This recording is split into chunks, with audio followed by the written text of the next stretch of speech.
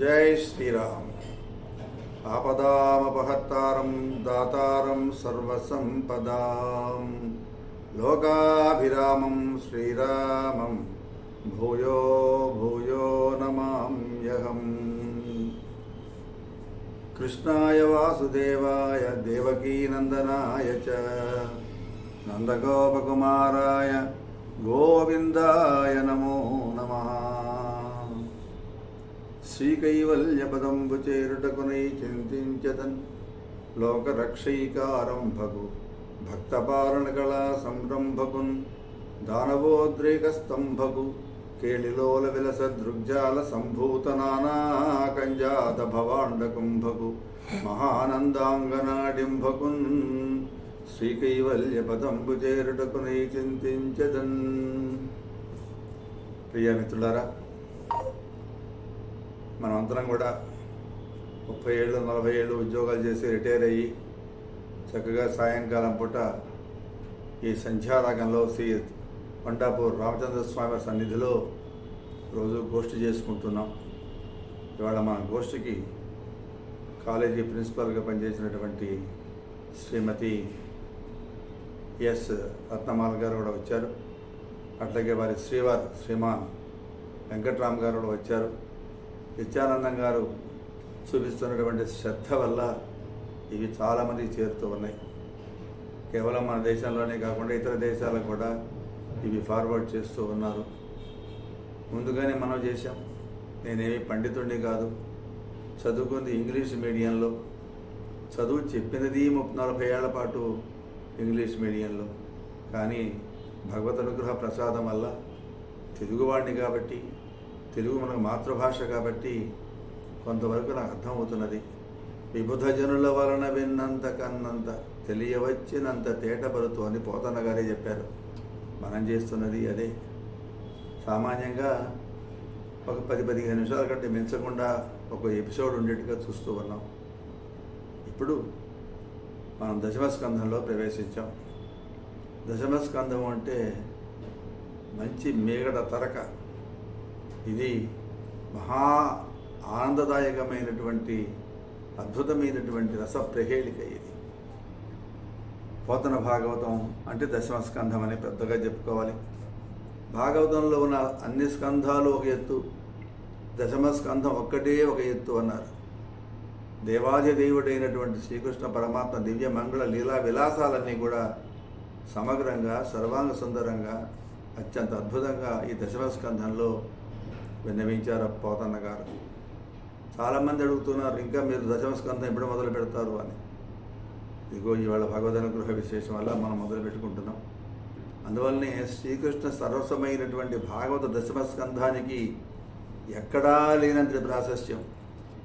డాక్టర్లు కూడా చెప్తూ ఉన్నారు, మీకు బీపీ ఉండేటైతే పోతన్న గారి భాగవతాన్ని రాత్రి శయనించబోయే ముందు ఒక 2-3 పద్యాలు 2-3 పేజీలు చదువుకోండి, మనసు హాయిగా ఉంటుంది అని.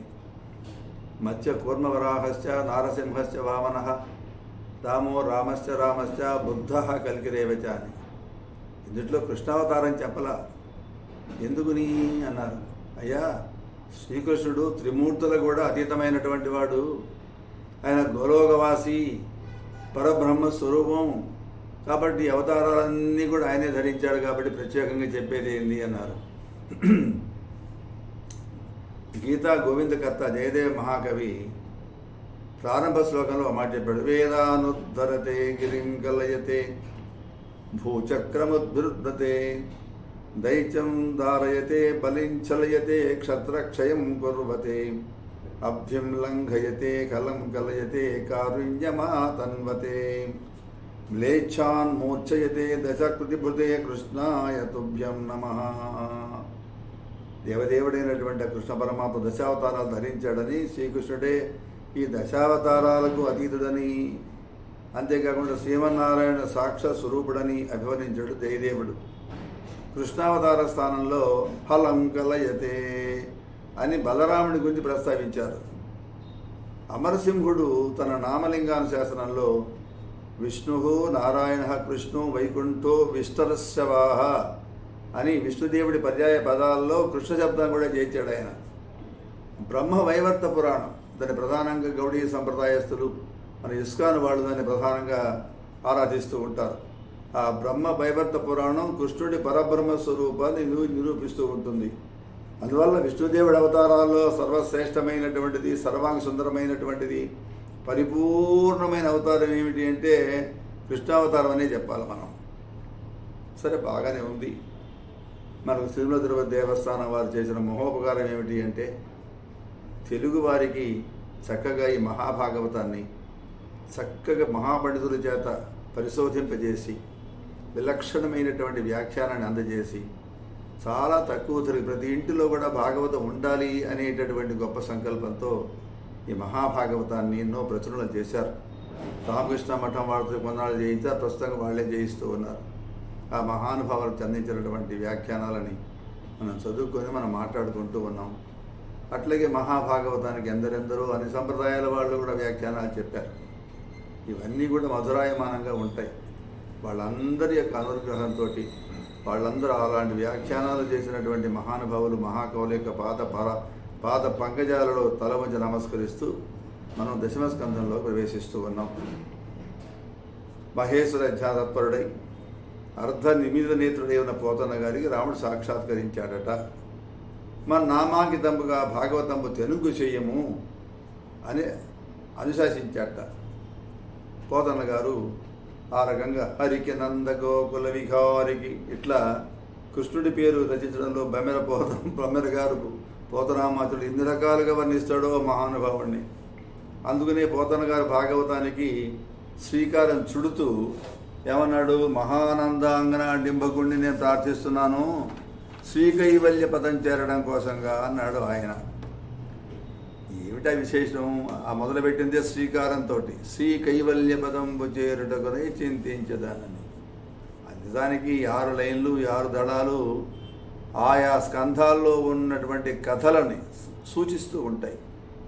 మహానందాంగన డింబకుడు అంటే ఎవరు అంటే శ్రీకృష్ణుడు ఇలా విశేషాలని వ్యక్తం చేస్తూ ఆనంద స్వరూపిణి అయినటువంటి ఆ నందగోపుని ఇల్లాలు యశోదమ్మ బడిలో అల్లారు ముద్దుగా ఆడుకుంటున్న నల్లనయ్యను ఆ కన్నయ్యను ధ్యానిస్తున్నాను అన్నాడు పోతన్న గారు. ఎందుకయ్యా ధ్యానిస్తున్నావంటే నాకు మోక్షం కోసం శ్రీకైవల్యం కావాలన్నాడు.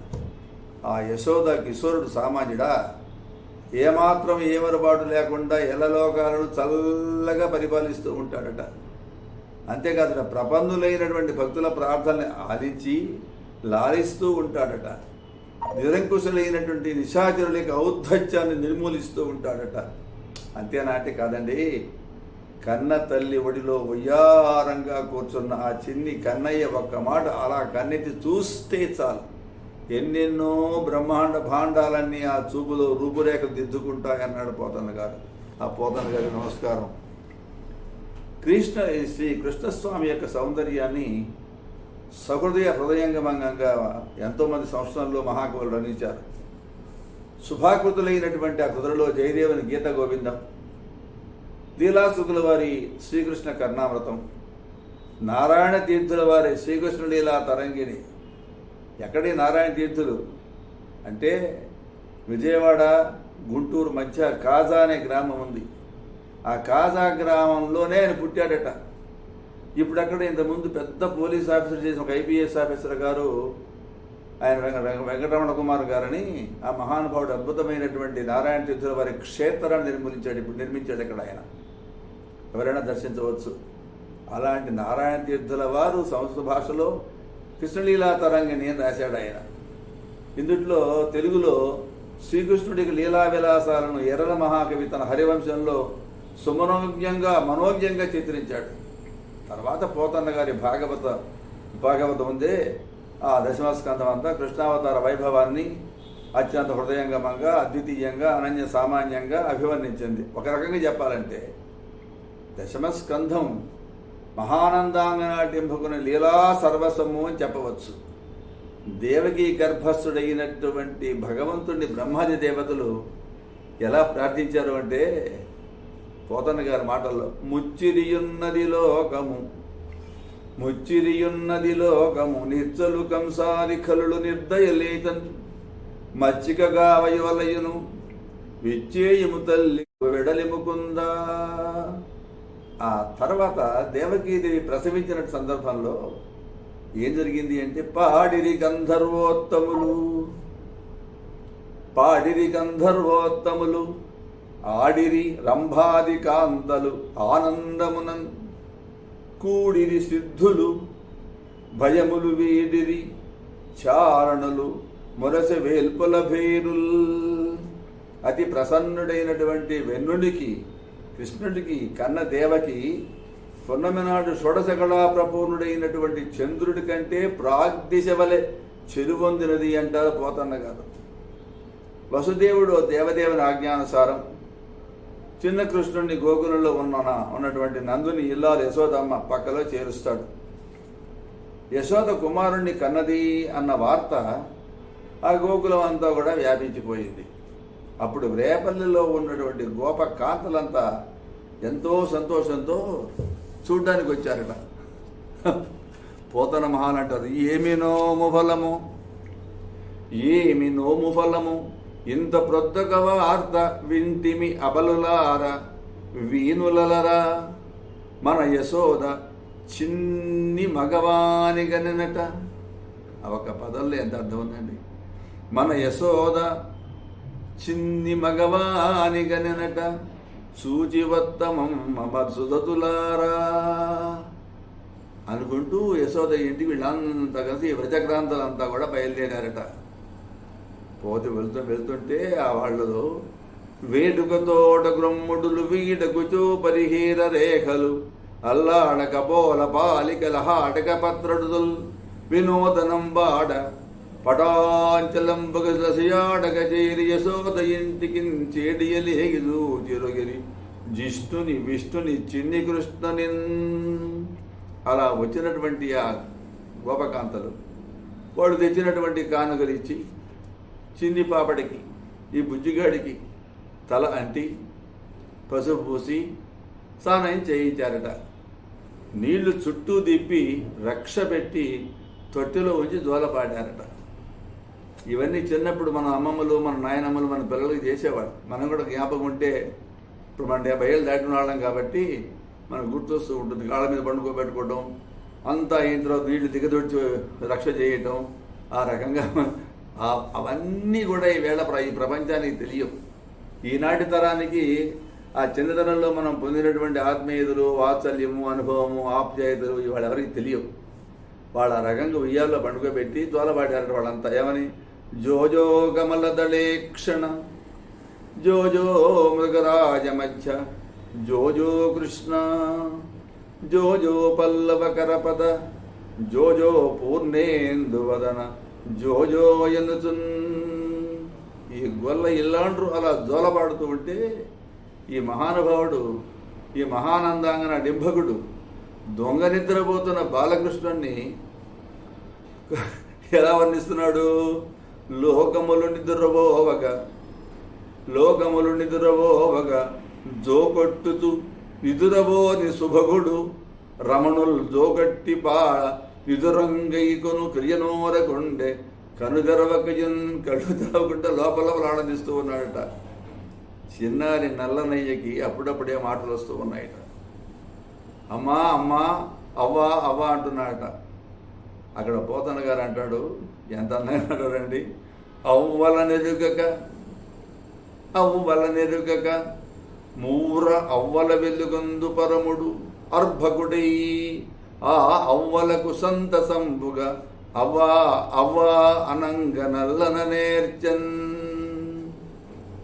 ఇలా జరుగుతూ ఉంటే కొన్నాళ్ళకి చిన్న కృష్ణుడు మెల్లమెల్లగా అడుగులేయడం మొదలుపెట్టాడు. ఎట్లా అడుగులేస్తున్నాడు ఆయన? పోతన గారి భావన ప్రకర్ష. అడుగులు వేగలిగియు రెండడుగులనే మన్ను మిన్ను నలమిన బాలుండు అడుగిడ దొరకనే శాస్త్రవులు అడుగులు సడుగులను వదలి అడుగవనిబడన్. ఆయన సాక్షాత్తు సహస్ర శీర్షుడు, సహస్రాక్షుడు, సహస్రపాదుడు. 1000 అడుగులు గల స్వామి 2 అడుగులతోనే భూమి ఆకాశాలు ఆక్రమించాడే. అలాంటి దేవదేవుడు బాలకృష్ణుడై నందుడి ఇంట్లో అడుగులు వేస్తూ ఉన్నాడట. ఆ బుడతగాడు అలా అడుగులు వేస్తూ ఉంటే విరోధులైనటువంటి నిశాచరులు రాత్రిపూట రాత్రిపూట సంచరించేటువంటి రాక్షసులు ఉంటారే, వాళ్ళ అవయవ సంధులన్నీ కూడా విడిపోయి అడుగువని అంటే పాతాళంలో పడిపోయినారట. 2 అడుగులతోనే మన్ను మిన్ను ఆక్రమించిన 1000 అడుగులవాడు అడుగులు వేస్తుంటే ఎంత భయమో మరి. పోతన్న గారి మహాత్యం ఇది. సరే, అట్లా ఉంచండి. పోతన్న గారు పరమేశ్వర కరుణా కలిత కవితా విచిత్రులు. తండ్రి తల్లి ఎక్కగారు వాళ్ళంతా కూడా శైవ సంప్రదాయం, శైవాచార సంపన్నులు. అందువల్లనే పోతన్న గారు ఎప్పుడు అవకాశం వచ్చినా హరిహరుల అభేదాన్ని కావాలి అని అభ్యర్థిస్తూ ఉంటాడు. గ్రంథం మొదట్లోని ప్రార్థనా శ్లోకాలు, ప్రార్థనా పద్యాలు అంటాడు. చేతులారంగ శివుని పూజింపడేని, నోరు నొవ్వంగ హరికీర్తి నుడువడేని అంటూ శివకేశవ భేదం లేదు అంటూ హరిహరాల అద్వైతాన్ని ప్రతిపాదించాడు ఆయన ఆ రకంగా. ఇప్పుడు వేపలలో నందుల వారి గుమ్మం ముందు దుమ్ములు ఆడుకుంటున్న బాలకృష్ణుణ్ణి వర్ణించబోతున్నాడు. ఆ నీలకంఠుడికి ఈ బాల గోపాలుడికి అభేదం చెప్పాలి అని ఆయన ఉద్దేశం. ఎట్లా కుదురుతుంది? ఒకరేమో తెల్లనాయన, ఒక ఆయన నల్లనాయన. వెండికొండ మీద ఉండేవాడేమో శివుడు, గొల్లపల్లిలో ఉన్నవాడేమో కృష్ణుడు. అసలు కృష్ణుడు అంటే నల్లగా ఉండేవాడు అర్థమైపోయాడు. అందుకోసం బాలకృష్ణుడు ఒంటి నిండు తెల్లడు దుమ్ము కొట్టుకున్నట్లు అందువల్ల నల్లనివాడు తెల్లనివాడిగా మారినట్లు పోతన్న గారు చెప్తారు భాగవతంలో. సరే సరే, బాలకృష్ణుడికి అసలు ఆ భావం ఉందో లేదో కానీ శివుడికి కృష్ణుడికి మాత్రం భేదం లేదనే ఆయన ఉద్యోగం.